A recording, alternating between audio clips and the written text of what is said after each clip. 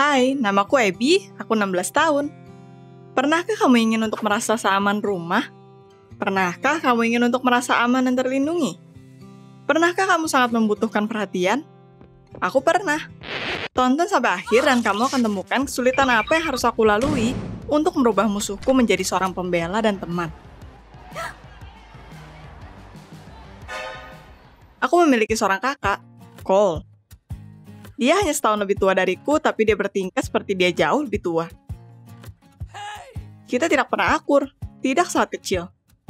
Berdua terlalu keras kepala, dan tidak pernah membuat kompromi. Terutama jika itu berhubungan dengan kebersihan. Itu mengapa ketika orang tua kami menyarankan kita harus mengatur ruang bawah tanah, kita tidak bisa menyelesaikannya dengan damai. Cole menawarkan untuk bertaruh, yang dengan senang hati kuterima. Syarat satu-satunya, jika aku mencium 10 pria di depannya. Ruang bawah tanah akan menjadi milikku. Ketika aku membayangkan diriku meminta pria untuk menciumku, aku mual, menyadari bahwa aku tidak pernah melakukannya di hidupku. Itu adalah kesalahanku karena setuju dengan cepat, tapi aku tidak mau memberikan ruangannya pada kakakku. Ternyata di sana ada sesuatu yang lebih kupedulikan daripada prinsip.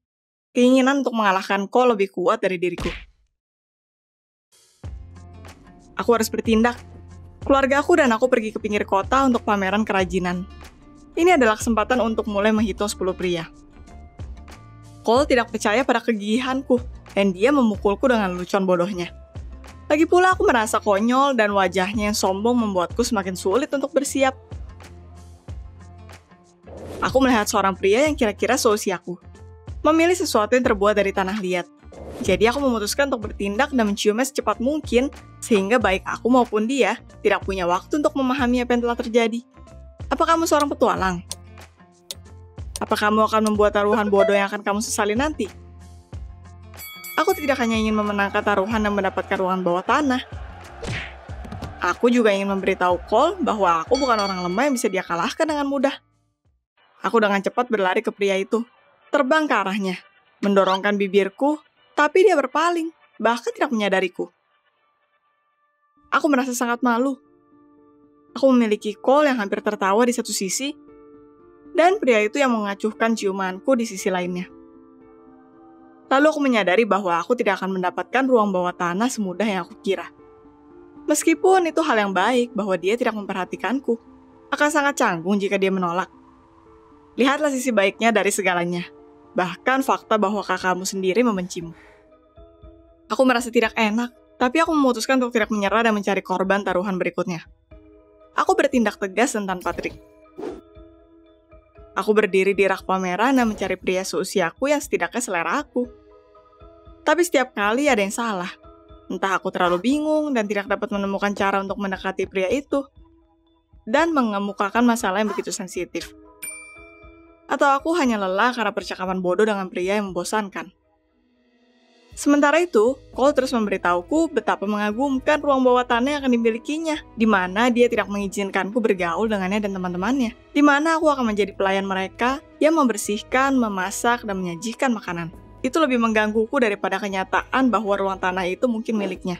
Kita bisa menyelesaikan ini dengan damai, berbagi ruang bawah tanah bodoh ini dan mengakhiri argumen yang memalukan ini. Tapi Cole memutuskan sebaliknya. Dia memutuskan bahwa penghinaan itu tidak cukup.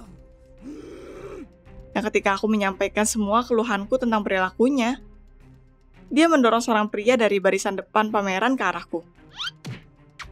Kita tidak sengaja bersentuhan wajah, dan voila, itu adalah ciuman pertamaku. Terima kasih, Kak, untuk membuatnya sangat buruk, aneh, dan tidak diinginkan. Aku marah pada Cole dan siap untuk menangis tepat di sana. Tapi aku mengumpulkan diriku karena itu akan menjadi kesempatan lain untuknya membuliku. Aku bahkan mendapati diriku berpikir bahwa berciuman tidak terlalu sulit. Itu seperti angin kedua bagiku.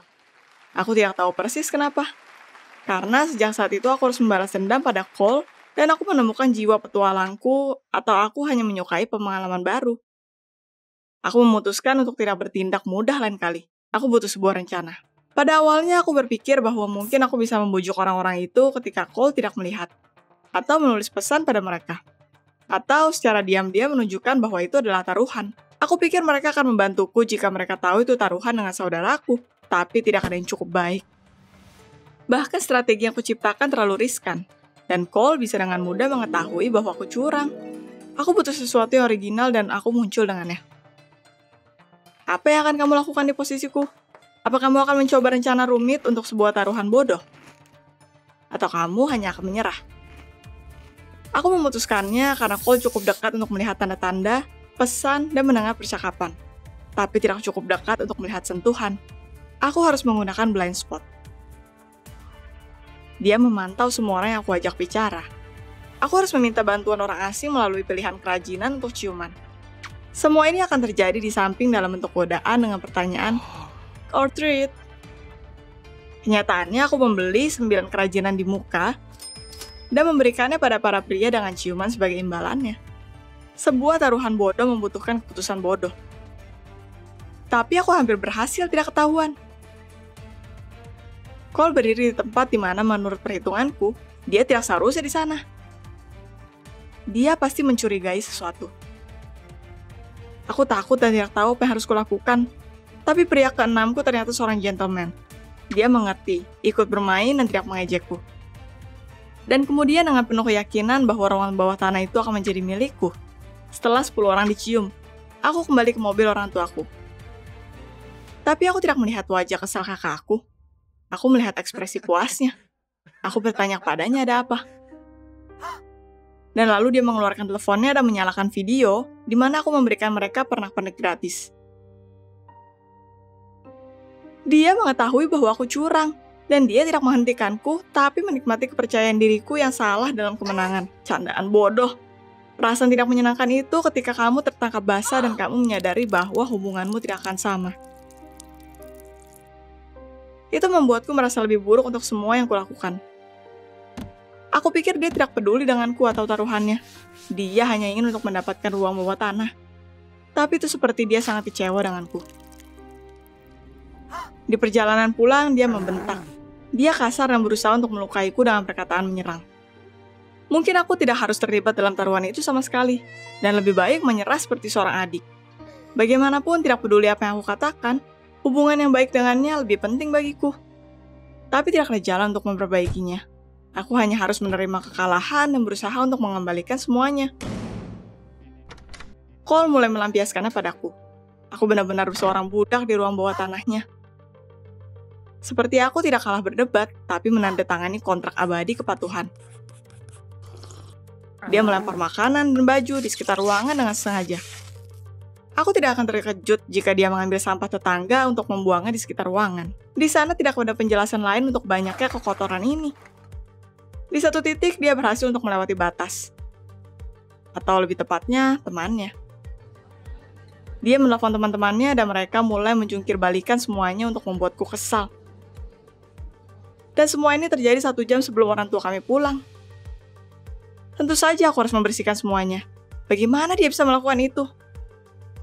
Aku hancur, mulai menangis. Dan walaupun itu bukan jalanku, aku memberitahu ibu. Cole dihukum dan ruang bawah tanahnya diambil. Aku takut akan membalasannya, tapi teman-temannya memutuskan untuk mengambilnya untuknya. Sepulang sekolah, mereka menggendongku ke belakang gedung sekolah dan mengikatku ke pohon. Jadi aku berdiri di sana terikat selama sekitar 1 jam. Teman-teman Cole membawanya untuk menunjukkan apa yang telah mereka lakukan untuknya. Untuk membual tentang betapa beraninya mereka melindunginya dari adiknya. Pahlawan. Aku siap untuk ronda memalukan berikutnya. Tapi Cole mengambil pisau, memotong talinya, dan memelukku. Cole, memelukku. Terakhir kali dia melakukan ini adalah ketika aku 6 tahun. Hari di mana aku merobek posternya. Aku membeku. Dia mengusir teman-temannya, membawaku pulang, dan aku tidak mengerti apa yang salah. Cole mengaku ingin bergaul denganku sejak lama, karena dia mengerti bahwa teman datang dan pergi. Dan aku adalah orang terdekatnya seumur hidup, dan dia wajib melindungiku. Dan ketika dia melihatku di dekat pohon, dia menyadari betapa dia peduli padaku. Dia meminta maaf karena dipimpin oleh teman-temannya dan atas perilaku mereka. Tapi bukan apa yang dilakukan teman-temannya yang penting bagiku, tapi dia peduli padaku dan perasaanku. Aku tidak tahu tepatnya apa yang ada di pikiran Cole, tapi aku senang memiliki kakak sejati sekarang. Berikan like untuk video ini, subscribe ke channel kami, dan jangan ketinggalan cerita baru.